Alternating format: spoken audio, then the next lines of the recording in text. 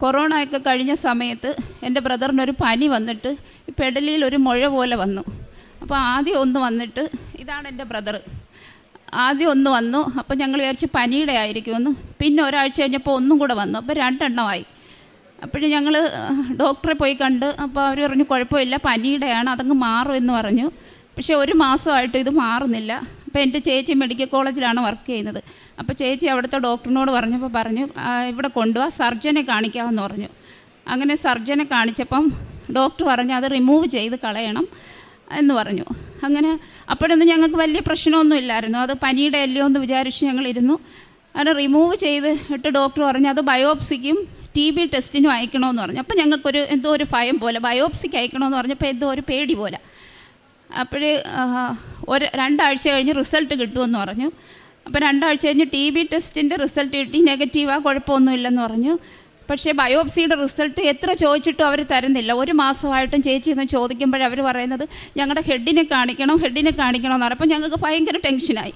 അപ്പോൾ ഞാനിങ്ങനെ അമ്മയുടെ അടുത്ത് ശരിക്കും ശക്തമായിട്ടിങ്ങനെ പ്രാർത്ഥിച്ച്, അമ്മ മാതാവേ അവൻ്റെ റിസൾട്ട് വരുമ്പോൾ അവനൊരു കുഴപ്പവും കൊടുക്കരുത്, ഞങ്ങളുടെ വീട്ടിലെ ഇളയ ആളാണ്, ഞങ്ങളെല്ലാവരെയും നോക്കേണ്ട ആളാണ്, അതുകൊണ്ട് അവനൊരു കുഴപ്പവും കൊടുക്കല്ലോ എന്നിങ്ങനെ പ്രാർത്ഥിച്ചു. അപ്പോൾ 1.5 മാസമായപ്പോൾ റിസൾട്ട് കിട്ടിയിട്ട് ചേച്ചി പൊട്ടിക്കരഞ്ഞുകൊണ്ടാണ് പറഞ്ഞ അവന് ക്യാൻസർ ആണെന്ന് പറയുന്നു. അപ്പം ഡോക്ടർമാർ പറഞ്ഞെന്ന് ഇവിടെ ട്രീറ്റ്മെൻറ്റ് ചെയ്യണ്ട, അവൻ റിസൾട്ട് എല്ലാം തരാം, തിരുവനന്തപുരം RCC കൊണ്ടുപോയി അവിടുത്തെ ഡോക്ടറെ കാണിക്കാനെന്ന് പറഞ്ഞിട്ട് ചേച്ചിക്കൊരു ഡോക്ടറിനെ പരിചയപ്പെടുത്തി കൊടുത്തു. അപ്പം ഞങ്ങൾ പിന്നെ എന്തോ വേണമെന്ന് ഞങ്ങൾക്ക് അറിയത്തില്ല. ഞങ്ങൾ ആകെ തകർന്നു പോയി. ഞങ്ങളുടെ വീട്ടിൽ ഞങ്ങൾ ആരോടും പറഞ്ഞില്ല. ഞങ്ങൾ മാതാവിനോട് ഇങ്ങനെ ശക്തമായിട്ട് പ്രാർത്ഥിച്ചുകൊണ്ടിരുന്നു.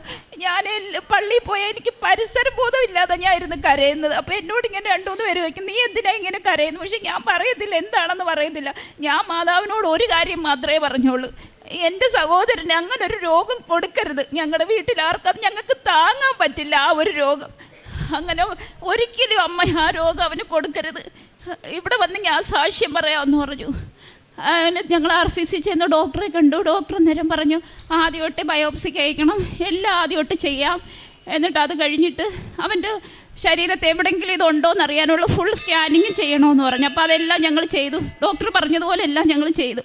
അപ്പോൾ ഒരു ഡിസംബർ 28-ാം തീയതി ഇതിൻ്റെ എല്ലാ റിസൾട്ട് ഒന്നിച്ച് തരും, അപ്പോൾ വന്ന് വാങ്ങി അന്നേരം വരാൻ പറഞ്ഞു. അപ്പം നമുക്ക് എന്തുവാ നോക്കിയിട്ട് ട്രീറ്റ്മെൻറ്റ് തുടങ്ങണമെന്ന്. ആ ഡിസംബർ ക്രിസ്മസിൻ്റെ ആ ഒരു സമയം എന്ന് പറഞ്ഞാൽ ഞാൻ ശരിക്കും എന്താ ക്രിസ്മസ്, ആ ഉണ്ണീശോയോട് ഞാൻ ഒരു കാര്യം മാത്രമേ പറഞ്ഞോളൂ, ആ 28-ാം തീയതി റിസൾട്ടിനെ എല്ലാം ഇവന് ഒരു കുഴപ്പമില്ലെന്ന് പറയണം. ഞങ്ങൾക്ക് അത്രയ്ക്കും താങ്ങാൻ പറ്റുന്നതല്ല.